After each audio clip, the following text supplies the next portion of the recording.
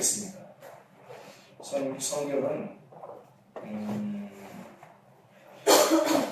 성경은 우리가 룻기서 2장 3절 한번 같이 보겠어요. 룻기서 2장 3절.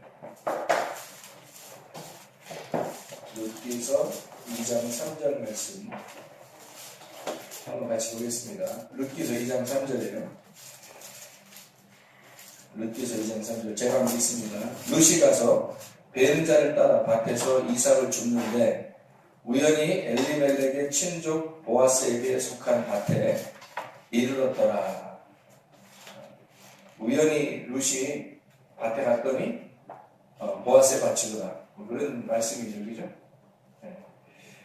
그리고 이제 10절, 13절 말씀을 제가 읽을게요. 룻이 엎드려 얼굴을 땅에 대고 절하며 그에게 이르되 나는 이방 여인이거늘 당신이 어찌하여 내게 은혜를 베푸시며 나를 돌보시나이까 하니.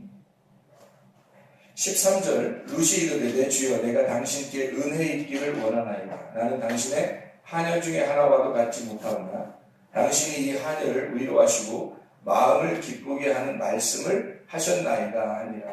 이렇게 되어 있거든요. 우연히 룻이 보아스의 밭에 갔는데 룻이 이제 하는 말이 은혜를 베풀어 주십시오. 그리고 내게 은혜를 베푸시는 말씀을 하셨습니다. 그런 이야기를 하잖아요. 그러니까 이 우연히 들어간 말씀하고 그리고 은혜라는 말씀이 굉장히 연관이 되어 있다. 그러니까 우연히 들어갔는데 하나님께서 은혜를 자기에게 베푸실 거라고 하는 것을 의지하고 그리고 그것을 인정했다는 얘기예요. 은혜를 베풀어 주십시오. 그리고 은혜 베푸시는 말씀을 해주셨습니다. 그런 말씀하고 이게 연결이 돼요. 그러니까 우연히라는 말은 다른 말로 말하면 어떤 말로 바꿔서 할 수 있겠어요?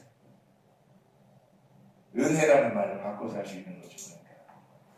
그렇죠? 그러니까 하나님이 정한 계획, 이게 우연이라는 거죠.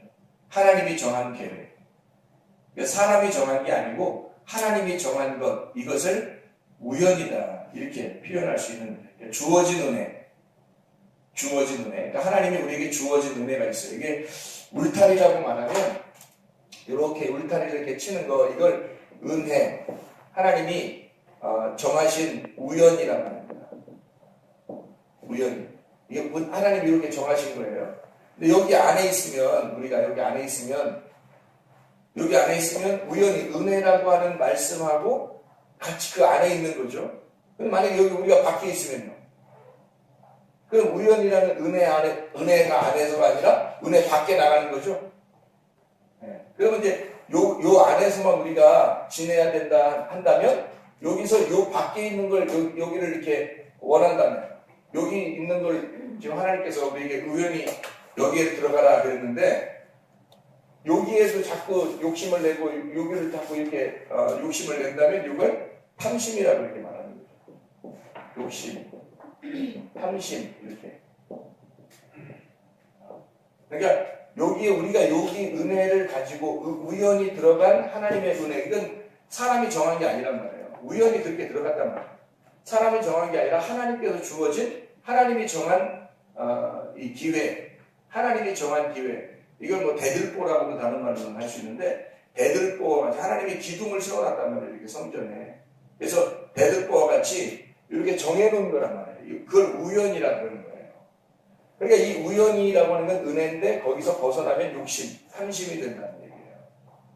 그래서 이 벗어나는 거를 굉장히 조심해야 된다. 우리가 이제 이 말씀을 좀 잘 이해하고 보려면 성경은 몇 가지 이제 좀 찾아봐야 돼요. 골로새 3장 5절 말씀 한번 찾아봐요. 골로새 3장 5절 말씀.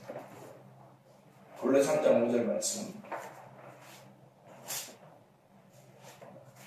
자, 뭐라고 되어 있냐면 그러므로 땅에 있는 지체를 죽여라. 곧 음란과 부정과 사욕과 악한 정욕과 탐심이니. 탐심은 우상숭배다. 이렇게 나오죠. 그리고 탐심이라고 하는 여기 탐심, 이게 지금 우리가 가진 우연 말고 다른 걸 가지면 이 탐심이라는데 탐심은 우상숭배라고 그러는 거죠. 우상숭배. 이걸 탐심을 우상숭배다 이렇게 이야기했잖아요. 탐심이라고 하는 플레오넥시아라는 단어가 있는데 이 플레오넥시아라는 단어는 사기 아니죠. 강탈, 욕심 이런 단어예요. 이게 이제 어디서 나오는 거냐면 플레오넥테스 욕심을 내는 것, 이익을 위해서 자기 이익을 위해서 노력하는 걸 얘기할 때 또 플레온이란 말은 좀 다른 의미가 좀 있는 것처럼 보이는데 그게 더 많은, 더 큰 걸 요구하는 거예요. 내게 주어진 게 아니라 더 큰 걸 요구하는 거예요.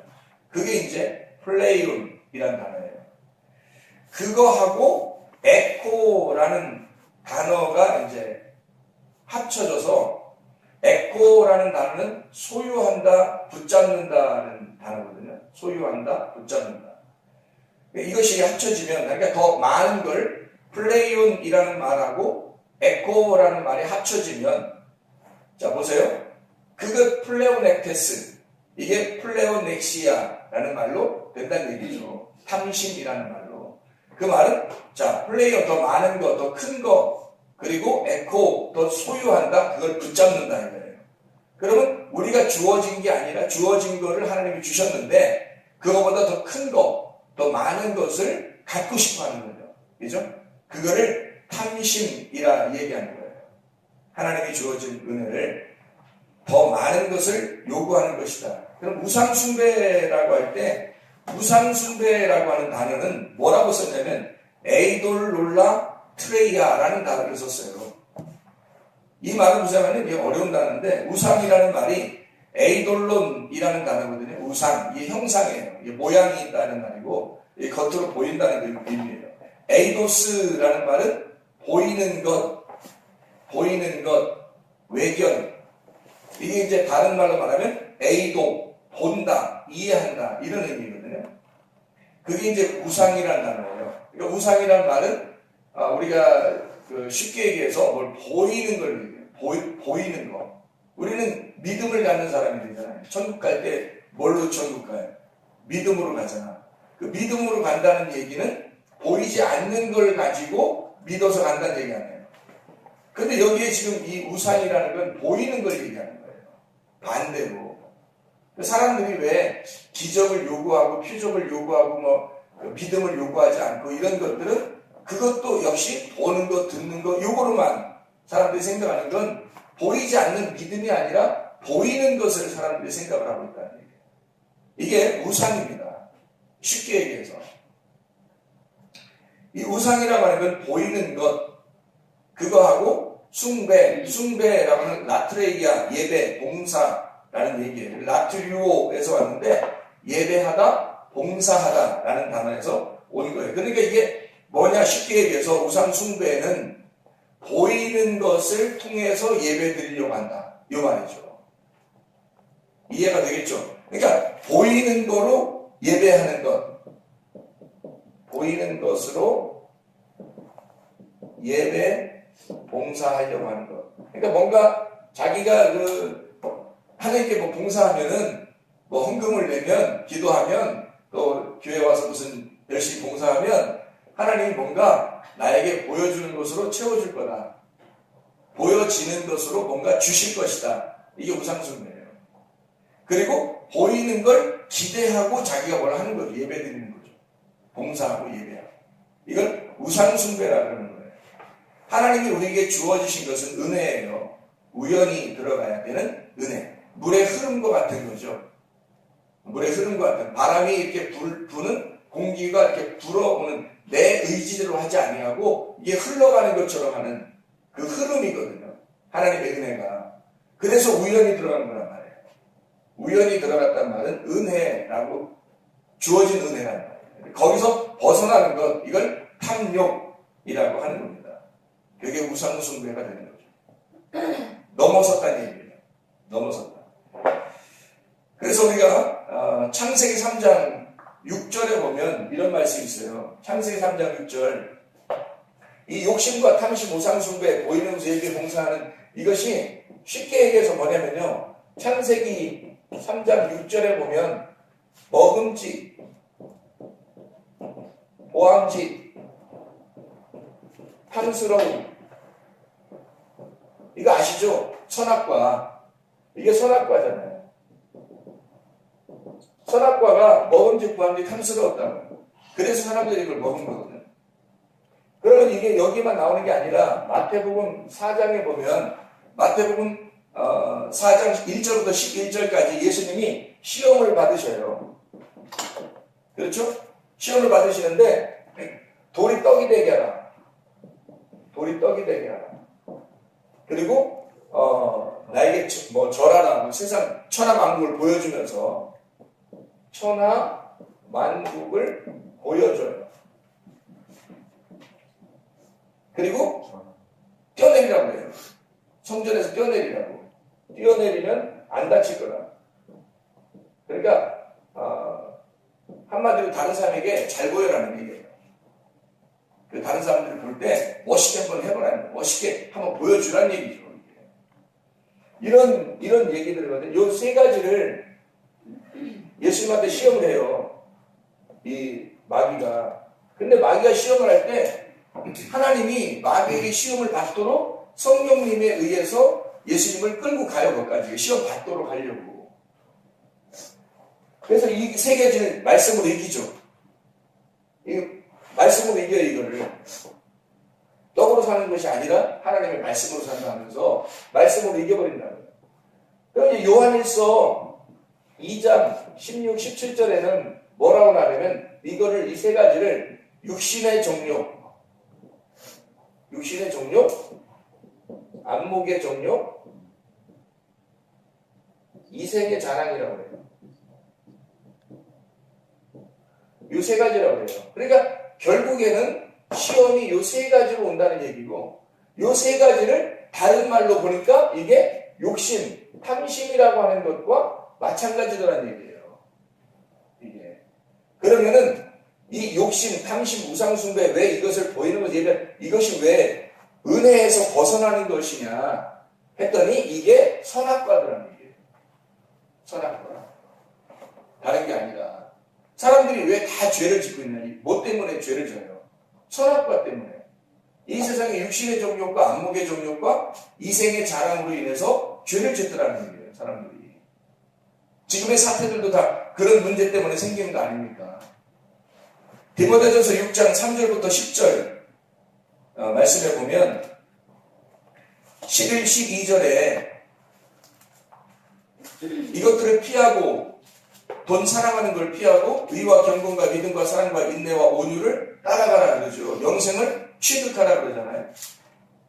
그런데 디모데전서 6장 3절부터 10절의 말씀에 보면 무슨 얘기가 거기 써 있어요?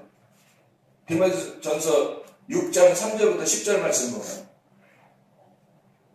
바른 말, 예수 그리스도의 말씀과 경건에 관한 교훈을 따르지 아니하면 그는 교만하여 아무것도 알지 못하고 변론과 언쟁을 좋아하는 자니 이로써 투기와 분쟁과 비방과 악한 생각이 나며 마음이 불편해지고 진리를 잃어버려 경건을 이익의 방도로 생각하는 자들의 다툼이 일어난다. 왜? 자족하지 못하니까. 자기가 스스로 만족하지 못하니까 자꾸 겉으로 치는 거죠. 그래서 여기서 스스로 자족하는 마음이 있으면 경건에 큰 이익이 있다. 그 자족한다는 말은 무슨 말이에요? 다른 말로. 은혜, 하나님의 주어진 은혜를 가지고 살게 되면 우연히 룻이 보아스의 밭에 들어가게 되면 그러면 그 안에서 이삭을 주워 먹는 것만으로도 만족하란 말이에요. 기쁨이 있다는 말이에요. 근데 그렇지 않으니까 자 여기서 7절부터 보니까 우리가 세상에 아무것도 가지고 온 것이 없으되 또한 아무것도 가지고 가지 못하리니 우리가 먹을 것과 입을 것이 있은즉 족한 줄로 알아라. 부하려 하는 자들은 시험과 올무와 여러 가지 어리석고 해로운 욕심에 떨어지나니 곧 사람으로 파멸과 멸망에 빠지게 하는 것이라 이렇게 되어 있죠. 그리고 10절에 뭐냐면 돈을 사랑하니 1만 가지 악의 뿌리가 된다. 이것을 탐내는 자들은 미혹을 받아 믿음에서 떠나 많은 근심으로써 자기를 찔렀도다. 뭘 얘기하는 건 돈에 대한 이야기를 하잖아요. 욕심에 대한 이야기. 다시 말하면 너희가 주어진 은혜를 벗어난 요 얘기를 하잖아요. 그렇죠. 그렇게 하면서 11, 12절에 하나님의 사람아 하나님의 사람은 이것들을 피해야 된다. 그렇죠? 이것들을 피해야 된다. 위에 있는 얘기들을 피해야 된다는 거예요. 뭐를? 자족하는 마음이 없는 다른 것들. 그러니까 여기 은혜로 주어진 하나님의 은혜를 벗어난 것들. 이런 것들을 너희가 피해야 된다. 그런 말씀이잖아요.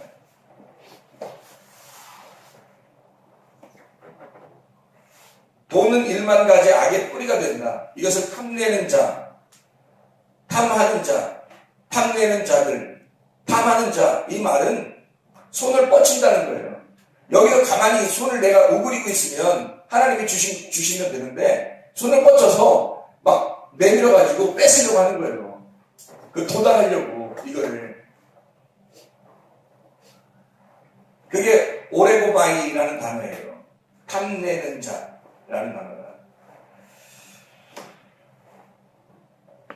그러면 미혹을 받는데요. 미혹을 받는다는 게 좀 어떤 거냐면요. 탐내는 자들은 미혹을 받는다네요. 여기서 10절에 보니까. 그죠? 그럼 이 미혹을 받는다는 말은 아포플라나오라는 단어거든요. 이 말은 무슨 말이냐면요. away from away. 이렇게 아포플라나오라는 단어인데 이게 잘못 인도한다라는 단어예요. 벗어난다라는 그런 단어인데 타락시킨다는 단어도 돼요. 그래서 아포라는 단어하고 플라나오라는 단어의 합성어인데 이 플라나오라는 단어는 방황한다, 넋을 잃어버린다, 정신없다는 얘기예요. 그러니까 사람이 정신없이 만들어버린다는 거예요. 죄를 짓는다, 헤맨다, 길을 벗어나게 만든다 이런 말이에요. 그러니까 길을 벗어나게 만들고 방황하게 만들고 이탈하게 만들고 죄를 짓게 만들고 타락하게 만든다. 플라노스는 배회하는 얘기거든요. 미혹을 받는다라는 말은 배회하게 되고 배회하는 너를 잡아먹으려고 배회하는 사기꾼 거짓 인도자에게 잡힌다 이 말이에요. 쉽게 얘기해서. 자, 탐내는 자는 뭐에 잡힌다? 배회하고 사기꾼인 거짓 인도자에게 잡혀버린다. 뭔가 탐욕이 있었던 거예요. 보이는 것으로, 물질적인 것으로 자기가 복을 받고 싶어 했던 거죠.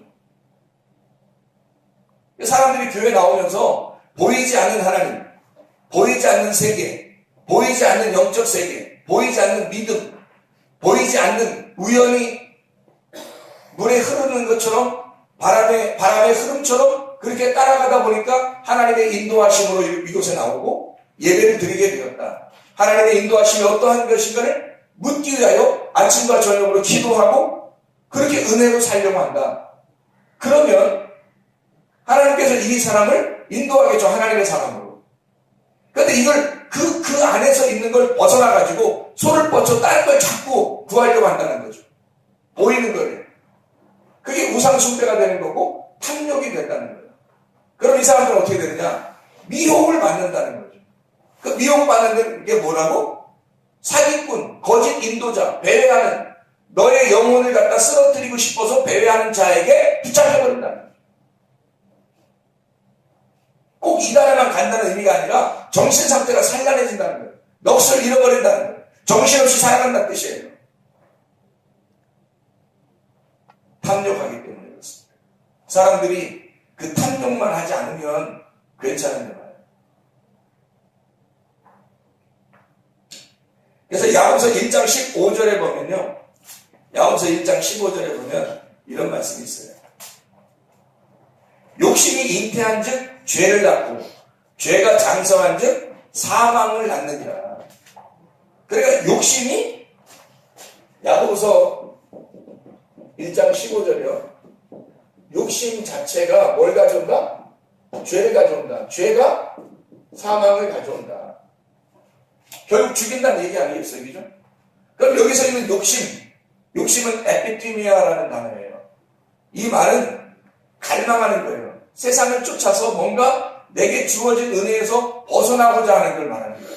에피티미아. 뭔가 열정적으로 갈망하여 세상에 있는 것들을 자꾸 쫓아가는 걸 의미하는 거예요. 그게 에피티미아예요. 그럼 뭘 받는다면? 죄, 하마르티아.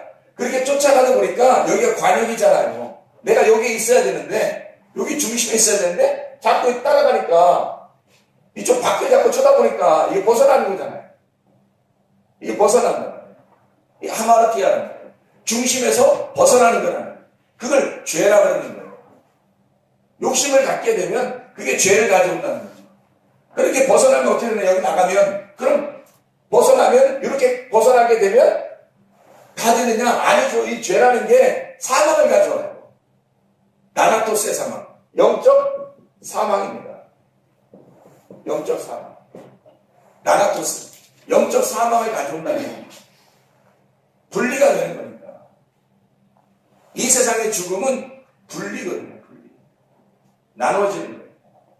그게 사망입니다. 하나가 되지 못하는, 그래서 드노스코, 이 영적 분리함, 영적으로 나누어진 영적 죽음이 이루어진다는 얘기예요. 죄가 들어오게 되면 사망을 가져오게 된다는 거죠. 벗어났으니까. 욕심이 죄를 가져오게 되고 죄가 사망을 가져오게 되는 거예요. 사람이 회개를 하면요, 첫 번째 뭐가 해결될까? 욕심이 해결돼요.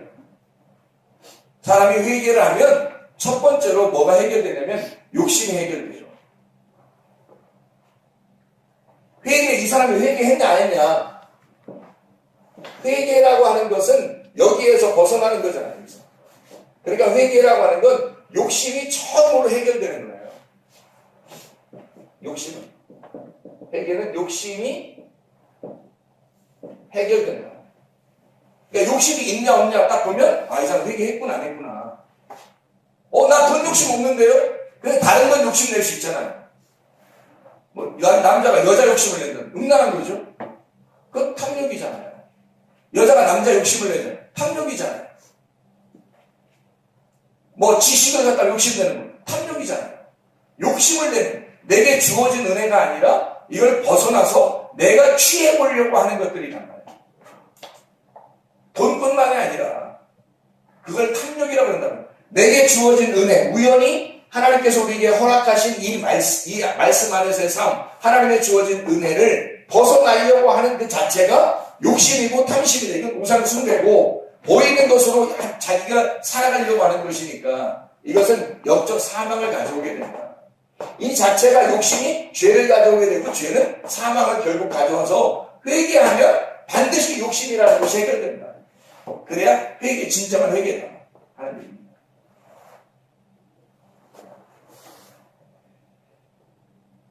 그래서 잠언서 22장에 한번 봐봐요. 잠언서 22장 28절. 잠언서 22장 28절. 내 손조가 세운 옛 지게석을 옮기지 말지니라. 왜 옮기지 말라고 그래요? 주어진 은혜를 자꾸 넓히거나 더 많은 것을 취하려고 하지 마라 이 말이거든요. 23장 10절도 봐봐요. 잠언서 23장 10절. 옛 지게석을 옮기지 말며 고아들의 밭을 침범하지 마라. 다른 사람 것을 더 가져오려고 하지 마라 이 말이죠. 욕심내지 말라는 얘기예요. 이 말이 왜 여기에 써있냐면 신명기에 있는 말씀 때문에 그렇습니다. 신명기에 19장 14절, 신명기 19장 14절을 보면 율법서에 이런 말씀이 있어요. 내 하나님 여호와께서 내게 주어 차지하게 하시는 땅, 곧 내 소유가 된 기업의 땅에서 조상이 정한 내 이웃의 경계표를 옮기지 마라. 왜? 탐욕이니까. 요걸 벗어나는 순간, 조금이라도 벗어나는 순간 이건 탐욕이 되버립니다. 이 탐욕은 처음에 아담과 하와가 특히 하와가 하나님 되고자 자기에게 주어진 이 피조물의 관계를, 신부의 관계를 그대로 유지하지 아니하고 자기가 하나님이 되고자, 남편이 되고자 막 요구해버린 거죠, 선악과를. 그게 탐욕이라는 겁니다. 욕심, 직에서, 경계석이라는 거죠. 신명기 27장의 17절 보면 그의 이웃의 경계표를 옮기는 자는 저주를 받을지어다 할 것이요 모든 백성은 아멘 할지니라. 그러니까 적어도 이 문제에 대해서 너희가 정확해야 된다는 거죠. 그렇지 않으면 죽는다. 아멘해라. 이런 얘기입니다. 그러니까 회개하면 욕심이라고 하는 탐심이 먼저 없어지는 게 정상이고, 그리고 이 문제가 해결되지 않으면 아직 회개된 것이 아니다. 저는 이번에 우리나라의 문제를 이렇게 보면서 참 많은 것을 이렇게 생각하게 됩니다. 어떤 걸 생각하게 되냐면, 돈 많은 대통령, 돈 없는 대통령. 돈 많은 대통령은 누구일까? 돈 없는 대통령은 누구일까? 좀 생각해 보죠. 대통령이 돈을 많이 가지고 있어야 될까? 하나님은 그걸 어느 정도는 그래도 허락하고 있을까? 근데 성경에 보면 돈 많이 가진 대통령들은 망했어요. 성경 신명기 한번 찾아봅시다. 신명기 17장 14절부터 20절까지 이게 다 지금 대통령이든 지금 그 밑에서 지금 해먹는 사람이든 다 뭐 때문에 그래요 지금? 권력에 대한 욕심, 돈에 대한 욕심 이런 거 아닙니까? 다 탐욕이에요. 탐욕에 다 걸려있는 거예요. 육신의 정욕, 안목의 정욕, 이생의 자랑입니다. 다 걸려있는 거예요. 이게 선악과거든요. 이스라엘 왕은 어떻게 해야 되느냐? 신명기 17장 14절부터 20절까지의 왕의 어떤 도리가 나옵니다. 하나님이 정하신 거예요. 왕은 이래야 된다 하는 하나님이 정하신 것인데, 내가 내 하나님 여호와께서 내게 주시는 땅에 이르러 그 땅을 차지하고 거주할 때에 만일 우리도 우리 주위의 모든 민족들 같이 우리 위에 왕을 세워야겠다는 생각이 나거든, 반드시 내 하나님 여호와께서 택하신 자를 내 위에 왕으로 세울 것이며, 내 위에 왕을 세우려면 내 형제 중에서 한 사람을 할 것이요 내 형제 아닌 타국인을 내 위에 세우지 말 것이며. 무슨 말이에요? 구원받은 자, 철저히 회개한 자를 왕으로 세워야 된다. 형제가 된 자, 하나님이 택하신 자. 그런 병마를 많이 두지 마라. 병마를 많이 얻으려고 그 백성을 애굽으로 돌아가게 하지 말 것이니 이는 여호와께서 너희에게 이르시기를 너희가 이후에는 그 길로 다시 돌아가지 말 것이라 하였음이며. 애굽으로 돌아가는 게 뭔지 아시죠? 광야에 나와 사는 우리 교회의 백성들이 애굽으로 돌아갈 것이냐, 가나안 땅으로 갈 것이냐. 애굽으로 다시 뒤로 후퇴하지 말라는 얘기죠. 그에게 아내를 많이 두어 그의 마음이 미혹되게 하지 말 것이며 자기를 위하여 은금을 많이 쌓지 말 것이니라. 음란하지도 말아야 되고 돈을 많이 욕심내지 말아야 된다라고 이미 정해놨어요. 이스라엘의 왕은, 하나님이 정한 왕은 이렇게 해야 된다. 그가 왕위에 오르거든 이 율법서의 등사본을 레위 사람 제사장 앞에서 책에 기록하여 평생에 자기 옆에 두고 읽어 그의 하나님 여호와 경외하기를 배우며 이 율법의 모든 말과 이 규례를 지켜 행할 것입니다. 그리하면 그의 마음이 그의 형제 위에 교만하지 아니하고 이 명령에서 떠나 좌로나 우로나 치우치지 아니하리니 이스라엘 중에서 그와 그의 자손이 왕위에 있는 날이 장구하리라. 왕권을 하나님이 주시겠다는 거예요. 근데 하나님의 말씀을 옆에 두고 하나님을 경외하고 그 규례를 지켜 행하는 하나님의 백성은 계속해서 그 왕권이 떠나지 않도록 해주겠다는 얘기입니다. 우리를 구원하신 것은 만왕의 왕 대신 그 주님께서 왕 같은 제사장으로 만들려고 우리를 부르셨잖아요. 왕이면서 제사장의 역할을 할 수 있도록 우리를 부르셨다고. 우리를 무슨 거지로 부르신 거 아닙니다.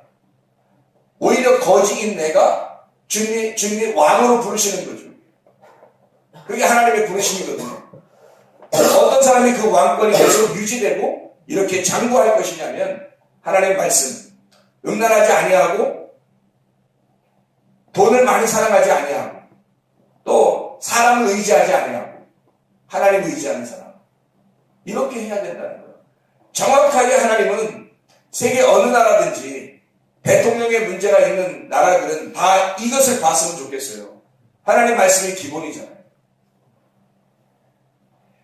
사람들은 사무엘상 8장에 왕을 실제로 구해요. 그래서 이건 신명기고요. 신명기 이미 율법서에 써놓은 얘기고 사람들이 왕을 첫 번째 구할 때가 사울 왕을 구할 때입니다. 사무엘상 8장에 이런 말씀들이 있어요. 사무엘상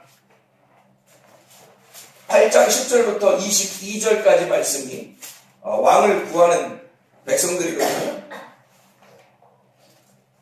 사무엘상 8장 10절부터 사무엘이 왕을 요구하는 백성에게 여호와의 모든 말씀을 말하여 이르되 너희를 다스릴 왕의 제도는 이러하니라. 다시 왕의 제도를 설명해요. 그가 너희 아들들을 데려다가 그의 병거와 말을 어거하게 하리니 그들이 그 병거 앞에 달릴 것이며 그가 또 너희의 아들들을 천부장과 59장을 삼을 것이고 자기 밭을 갈게 하고 자기 추수를 하게 할 것이며 자기 무기와 병거의 장비도 만들게 하고 그가 또 너희의 딸들을 데려다가 향료 만드는 자와 요리하는 자와 떡 굽는 자도 삼을 것이며 그가 또 너희의 밭과 포도원과 감나무로 제일 좋은 것을 가져다가 자기 신하들에게 줄 것이며 그가 또 너희의 곡식과 포도원 소산의 11조를 거두어 자기의 관리와 신하들에게 줄 것이며 그가 또 너희의 노비와 가장 아름다운 소년과 나귀를 끌어다가 자기 일을 시키고 너희 양떼 10분의 1을 거두어 가린 너희가 그의 종이 될 것이다. 그날에 너희는 너희가 택한 왕으로 말미암아 부르짖되 그날에 여호와께서 너희에게 응답하지 아니하시리라. 그랬더니 사람들이 사무엘의 말 듣기를 거절합니다. 아닙니다. 우리도 우리 왕이 있어야 되겠습니다. 왜 왕이 있어야 되냐? 그랬더니 우리도 다른 나라들과 같이 되어 우리의 왕이 우리를 다스리며 우리 앞에 나가서 우리의 싸움을 싸워야 할 것입니다. 사무엘이 백성의 말을 다 듣고 여호와께 아뢰며 여호와께서 사무엘에게 이르시되 그들의 말을 들어 왕을 세우라 하시니 사무엘이 이스라엘 사람들에게 이르되 너희는 각기 성읍으로 돌아가라 하니라. 이렇게 왕은 이래야 된다라고 분명히 먼저 얘기했어요. 하나님이. 근데 너희가 원하는 왕, 너희가 구하는 왕을 세울 때는 그 왕이 너희를 이렇게 할 것이다. 너희를 억압하고 너희를 다 종으로 삼을 것이고 너희를 마음대로 자기 마음대로 할 것이다. 너희가 원하는 왕이잖아요. 너희가 원하는 왕. 너희가 탐욕으로 원했던 왕. 전쟁을 위해서 우리가 왕이 필요합니다 라고 하는, 누구하고 전쟁하려고 하는 거예요? 누구하고 전쟁하려고 하는 거예요? 이제까지 싸움은 다 하나님이 하셨습니다. 잘 생각해 보세요. 하나님만 왕이시고 하나님이 다 싸우셨어요. 그런데 자기들을 앞서서 싸울 사람이 필요하다는 거예요. 누구를 위한 싸움이에요? 자기를 위한.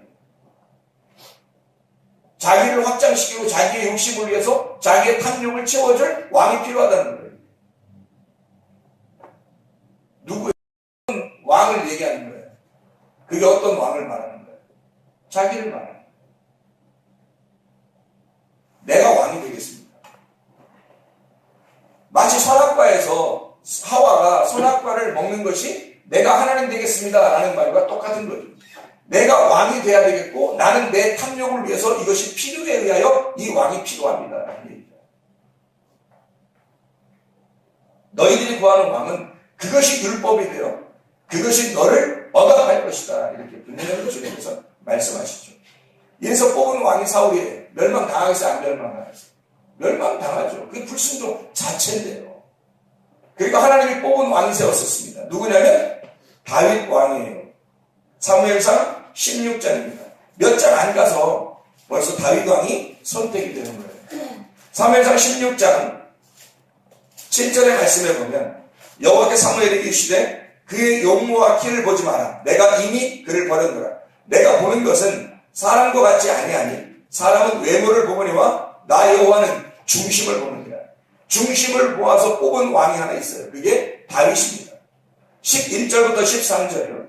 또 사무엘이 이새에게 이르시되 네 아들들이 다 여기 있느냐. 이새가 이르되 아직 막내가 남았는데 그는 양을 지킵니다. 사무엘이 이새에게 이르되 사람을 보내어 그를 데려와라. 그가 여기까지 우리가 식사 자리에 앉지 않아야겠노라. 이에 사람을 보내어 그를 데려오매 그의 빛이 붉고 눈이 빼어나고 얼굴이 아름답더라. 여호와께서 이르시되 이가 그니 일어나 기름을 부으라 하시니지라. 사무엘이 기름 뿔병을 가져다가 그의 형제 중에서 그에게 부었더니 이날 이후로 다윗이 여호와의 영에게 크게 감동되니라. 사무엘이 떠나서 라마로 가니라. 이렇게 되어 있습니다. 하나님이 뽑은 왕이죠. 성경을 우리가 보면 이 시대에 지금 우리에게 꼭 하고 싶은 말씀들이 여기에 다 들어있죠. 너희가 구하는 왕과 하나님이 뽑는 왕, 하나님이 선택하는 왕. 네 속에 네가 사울을 원하는 탐욕으로 사울을 원하는 왕을 구하는 사람이 있는가 하면 하나님이 선택하는 그 다윗에게 그 왕권을 주권을 주는 자가 있을 것이다. 잠언서를 한번 같이 보겠습니다. 잠언서 20장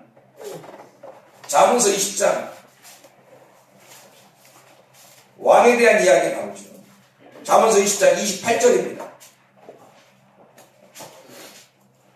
어떻게 해야 나라가 견고해지는가 봤더니 왕은 인자와 진리로 스스로 보호하고 그의 왕위도 인자함으로 말미암아 견고하니라 이랬죠. 잠언서 29장 4절입니다. 잠언서 29장 4절.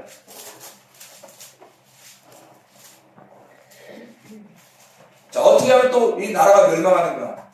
여기 나와 있어요. 어떤가 봐봐요. 잠언서 29장 4절 말씀입니다. 왕은 정의로 나라를 견고하게 하나 뭐가 멸망시킨다? 뇌물을 억지로 내게 하는 자는 나라를 멸망시키느니라. 자, 어때요? 성경에 다 나와 있는 얘기였죠? 성경에 나와 있는 얘기예요. 이러면 나라가 견고하게 서고 이러면 나라가 멸망할 것이다. 이미 하나님께서 정하신 거죠. 이대로 되는 거예요. 이 세상에 아무리 무질서해도 이 무질서한 세상에 왕이신 분은 진정한 왕은 하나님밖에 없으십니다.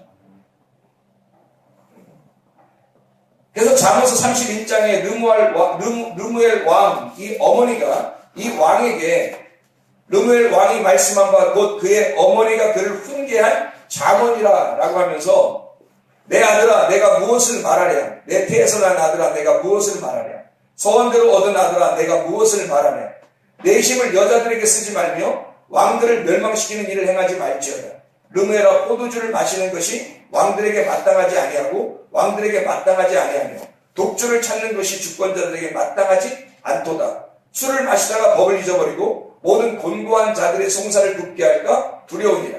독주는 죽게 된 자에게 포도주는 마음에 근심하는 자에게 줄지어다.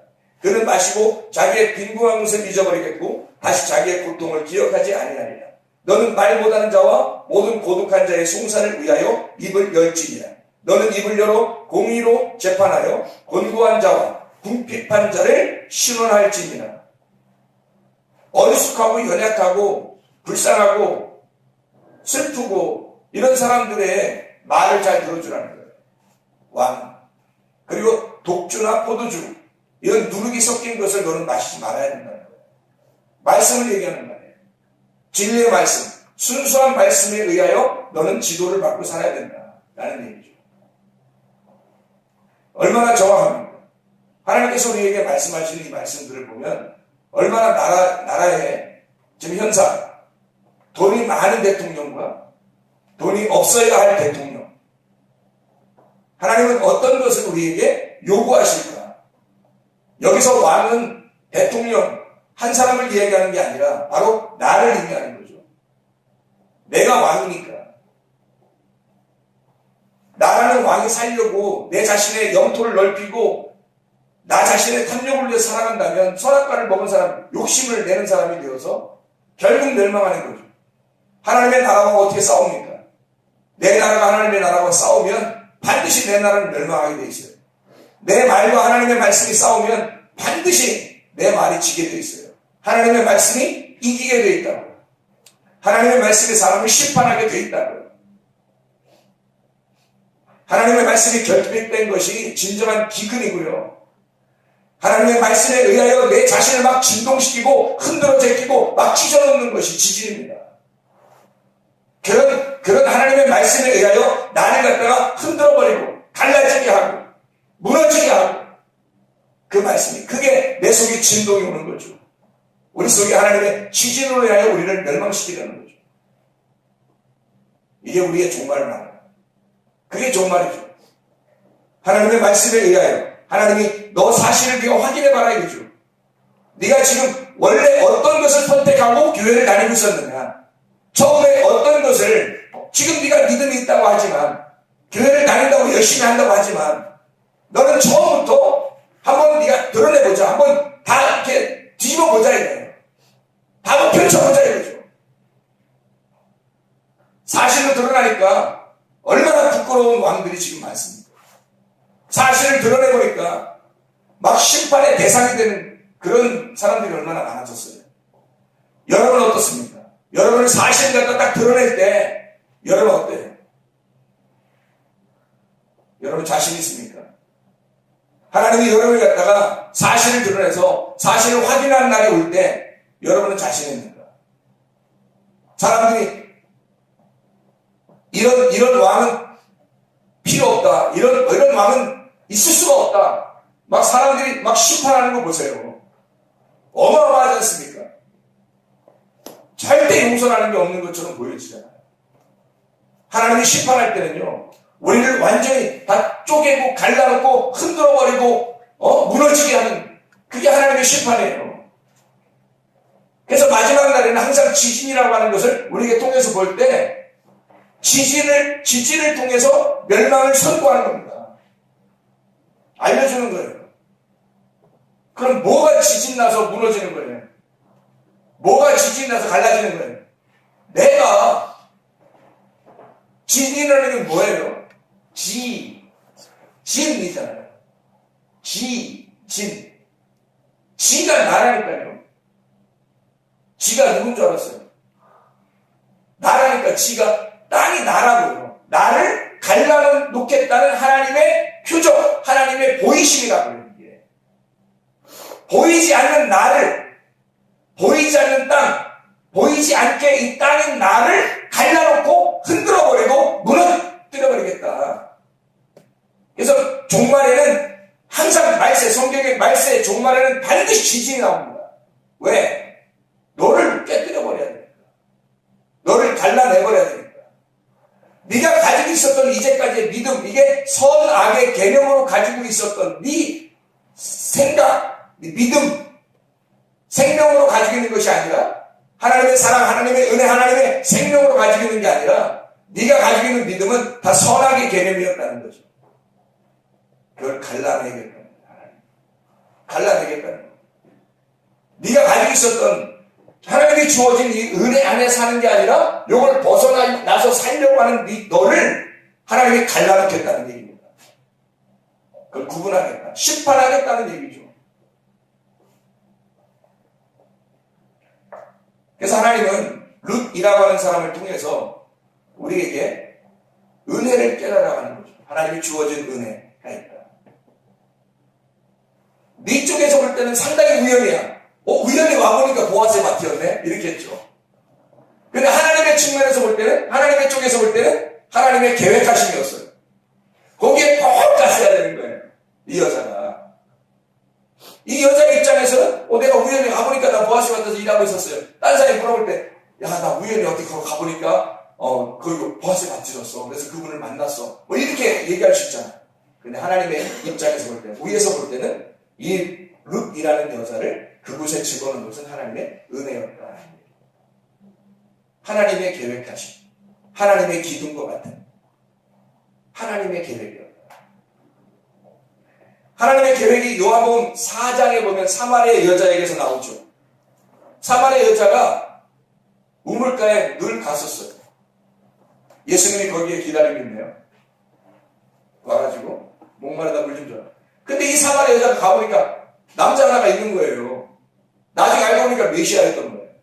이 여자가 보니까 내가 우연히 오늘도 우물가에 가보니까 예수가 있었어. 메시아가. 나 메시아를 만났거든.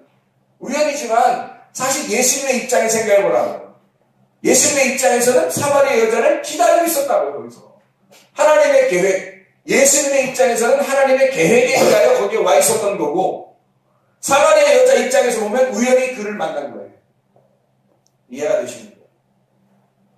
베데스다 병자 38년 동안 한 번도 이런 일이 없었어요. 그날따라 어떤 분이 오셔서 일어나라 그래요. 일어났어요.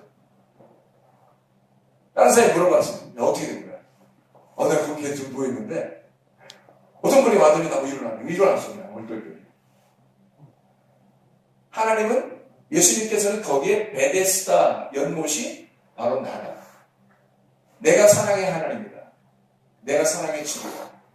그래서 그 본인이 실체가 나타나셔서 그 표적인 베데스다 연못에 가서 그 병자를 일으켜 주신 건 하나님의 계획이었다. 하나님의 계획. 우연이 아니죠. 날 때부터 맹인, 또 삭개오 다 마찬가지예요. 그들은 우연히 지나가는 가운데, 예수님이 지나가는 가운데 만났을 거다라고 생각했지만 사실 그를 만나려고, 삭개오를 만나려고, 날 때부터 맹인인 그 사람을 만나려고 주님은 지나가셨다는 얘기입니다. 하나님의 측면에서 보면, 사람의 측면에서 보면 우연히 만난 거지만 하나님의 측면에서 보면 이건 하나님의 계획이었다. 필연적인 만남이었다. 여러분이 하나님 만날 때도 그렇게 만나시고 싶습니다. 우리는 다 우연히 그냥 여기 앉아있는 것 같고 성경 공부하는 것 같지만 하나님께서는 여러분을 반드시 필연적인 가운데 만나시길 원하신다.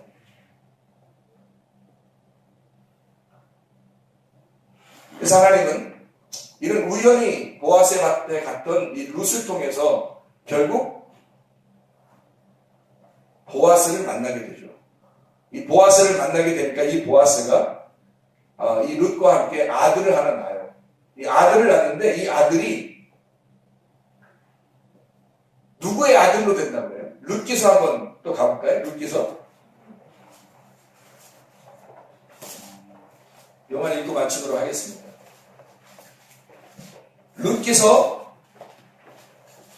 4장 15절 16절 15절 16절 뭐라고 되어 있어요?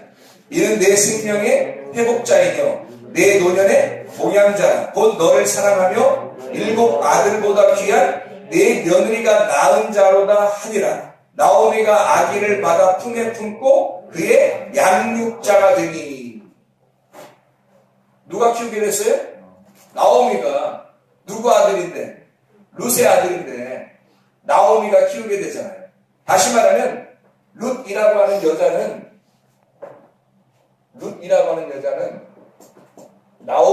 나오미였고 나오미는 룻의 아들을 키우게 되는 아들로 나오게 되었더라 이 말입니다. 이 말이 무슨 말이냐면 룻이 어느 여자예요? 어느 나라? 모압 여자잖아요. 하나님의 총에 도저히 섞일 수 없는 사람들이라고요. 죄인이라고 우리같이. 이런 죄인이라고. 그래서 나오미는 원래 괜찮은 사람이에요. 베들레헴 출신이고 원래 괜찮은, 나오미는 기쁨이라는, 행복이라는 단어예요. 이 사람 단어 이름이. 그래서 이 사람이 룻이라는 사람에게 가서 여기 모압에 가야 룻을 만나게 되고 이 룻이 나오미와 함께 아들을 낳게 되는 거거든요. 그게 하나님의 계획이었던 거죠. 어디에서? 베들레헴이라는 떡집에서 생명의 떡이 나오도록, 그 아들이 나오도록 하나님의 계획하심이 있었다는 얘기입니다. 다시 말하면 나오미는 그냥 나오미가 아니라 이 나오미가 모압에 갔다가 돌아올 때 뭘로 돌아오게 돼요? 룻기서 1장 20절 말씀에 보면 이런 말씀이 있죠.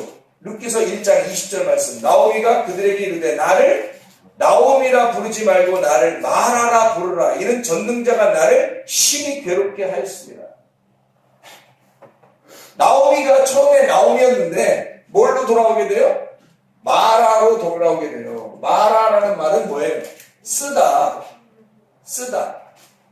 마라의 쓴물 알잖아요. 쓰다라는 말이거든요. 단물이 쓴물이 되어서 돌아오는 거예요. 다시 말하면 단물이 죽었다는 얘기예요. 나오미라는 여자가 죽었다가 돌아오기 때문에 더 이상 다른 탐욕이나 바랄 게 없는 거예요. 죽었으니까. 이런 사람에게만 그 우연이 은혜가 되는 거란 말입니다. 이런 사람에게만. 나오미나 룻이라는 사람은 자기에게 주어진 이 우연이라는 말이, 이 사람들에게는 은혜였다는 거죠. 하나님의 은혜, 하나님의 기회라는 거죠. 하나님의 주권, 하나님의 주권, 하나님의 계획하심.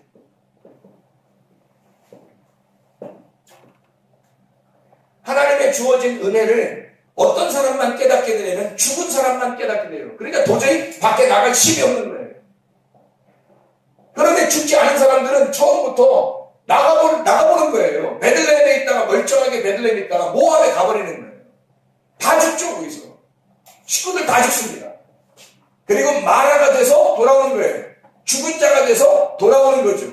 죽은 자가 세상에 보아스라는 예수를 만나니까 아들을 낳게 되는 거예요. 아들이 돼요. 이 아들을 낳게 되니까 이 여자가 말이에요. 자기가 양육자가 되는 거예요. 여러분 속에 죽은 자, 다시 말하면 회개한 자만 그 속에 하나님의 아들이 잉태됩니다. 아멘? 그렇죠. 그러면 이 속에 하나님의 아들이 잉태되면 그 아들을 어떻게 해야 되겠어요? 양육해야 된단 말이에요. 여러분 속에 하나님의 아들이 잉태가 되면 그 아들을 출산하게 되고 그 아들을 출산한 아들을 양육시켜야 된다고요. 뭘로요? 성장된 하나님의 아들로요. 여러분이 그냥 교회 한번 나오면 그걸로 끝이 아니라 예수 그리스도 안에서 죽은 자가 되어 회개하고 다시 돌아와서 하나님 앞에 하나님의 아들을 잉태하게 되면 그럼 하나님은 그를 양육시키라 그럽니다. 가만히 그냥 멍하니 있다 총 가는 게 아니에요.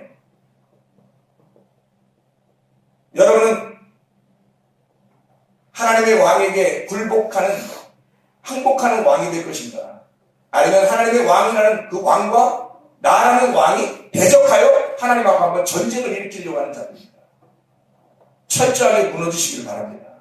그리고 회개하기를 바랍니다. 우리 자신들을 다 내려놓고 그런 자만 우연이 아니라 그 우연은 하나님의 계획이었고 하나님의 은혜였음을 깨닫게 될 것입니다. 그런 가운데 사는 우리 나라, 우리 가정, 우리 교회, 여러분 자신들이 다 되길 바랍니다. 기도하겠습니다.